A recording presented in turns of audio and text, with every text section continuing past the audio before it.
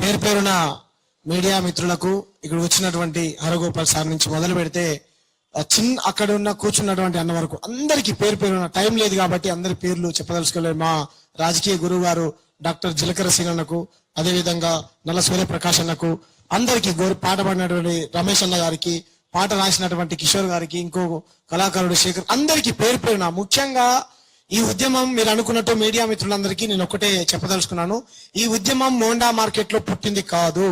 గత 12 ఏళ్ల కింద జిలకర సీనన్న, తమ్ముడు నువ్వు తెలంగాణ ఉద్యమం కోసం పనిచేసావు కదా, ఈ ప్రాంతానికి ప్రాంతేతరుల నుంచి అన్యాయం జరిగినప్పుడు అంటే ఇదే విధంగా ఉద్యమిస్తావా అని చెప్పాడు. అన్న ఏందన్నా, మనకు ఆల్రెడీ తెలంగాణ వచ్చింది కదా, ఏకంగా తెలంగాణ పేరుతోనే ఒక రాజకీయ పార్టీ ఉన్నాను, మరి రాజకీయ పార్టీ రంగు మార్చి వేరే పేరు పెట్టుకుంటే అన్నప్పుడు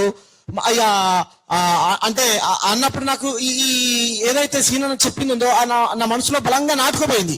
పోయినప్పుడు పలు సందర్భాలలో నేను ఎక్కడికి వెళ్ళినా సరే దాల్బాటి, కచోరీ, పావు బాజీ, బంగిడి ఇటువంటి కల్చర్ చూసినప్పుడు నేను ఎప్పుడు చూడనప్పుడు నిజమే అన్న మీరు చెప్పేది, చాప కింద నీరులాగా వీళ్ళు పాకుపోయారు. మీరు చూడండి, హైదరాబాద్ లో ఢిల్లీ మిఠాయి వాలా, హల్దీరాము, బింగో లేసు, లేకపోతే రకరకాల మిఠాయి కంపెనీలలో మొత్తం పనిచేసే వాళ్ళు మొత్తం మార్వాడీసే, సారీ వాళ్ళ వ్యాపారాలు ఉంటాయి, దాంట్లో పనిచేసే వాళ్ళు కూడా మార్వాడీలో ఉంటారు.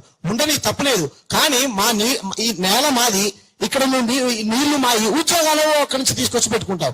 కాబట్టి పలు సందర్భాలలో సీనన్నతో చర్చించినప్పుడు దీనిపైన మనం సీరియస్ గా ఉద్యమం చేయాలి తమ్ముడు అన్నప్పుడు, రైట్, ఎవరైతే మోండా మార్కెట్ లో ఒక దళితుని కొట్టారో, ఆపడానికి వచ్చినటువంటి ఒక యాదవ్ని, ఇంకో ముతరాజుని చెవులపంటి కొట్టి గాయాల పాలు చేశారో, అప్పుడు వెళ్ళి ఏం జరిగిందన్నా అని ఆ బాధితుణ్ణి నేను, బత్తుల రాంప్రసాద్ అన్న అని ఇంకొక అంటే ఎప్పటి నుంచో అట్రాసిటీ కేసులో పనిచేసేటువంటి మాలమా నాయకుడు, నేను, ఇంకో వెంకటేష్ అని మా వీసీకే నాయకులు, ఇంకొక ఎస్ఎఫ్ఐ నాయకులు అందరం వెళ్ళి పరామర్శించాం. వాస్తవ విషయాలు అడిగి తెలుసుకొని బాధితుడిని పరామర్శించి వచ్చిన తర్వాత బాధితుడు మాతో చెప్పింది ఏంటంటే, అన్న నా పన్నీరు కొట్టారు, ఇటు పక్కన చెవులపంటి ఇంకొక ఆయనకు గాయాలు చేసి రక్తం వచ్చేలా కొట్టారు, మరి మీరు వచ్చి మీడియా ముందు చెప్పొచ్చు కదా అంటే, నాకు ఇంకా పెళ్లి కాలేదు, నేను గనక మీడియా ముందుకు వస్తే ఆయనకు ఉన్నటువంటి ప్రాబ్లమ్స్ ఆయనకున్నాయి, కాబట్టి దీన్ని కప్పిపెట్టేటువంటి ప్రయత్నం చేస్తున్నారు. ఏం జరిగింది అక్కడ వాస్తవం ఏంటంటే, కులం పేరుతోని బహిరంగ ప్రదేశంలో ఒక మార్వాడి దూషించాడు, కొట్టాడు, గాయాల పాలు చేశాడు అన్నప్పుడు, రైట్, ప్రజాస్వామ్య పద్ధతిలో ఆయన అరెస్ట్ చేయండి సార్ అని ఒక కాల్ ఇచ్చాం.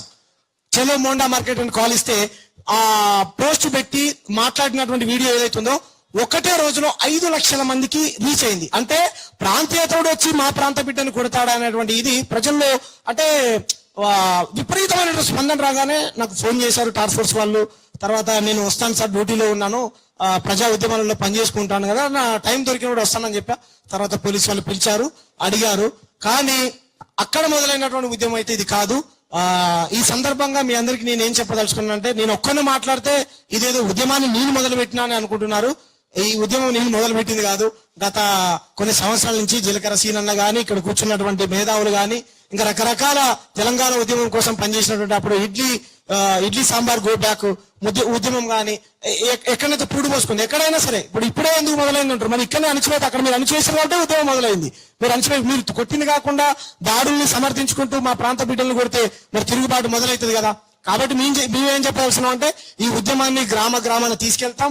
గుజరాతీ, రాజస్థాన్, మార్వాడి ఈ నకిలీ వ్యాపారం ఎవరైతే చేస్తున్నారో ఆ దోపిడికి, ఆధిపత్యానికి వ్యతిరేకంగా కొట్లాడతాం.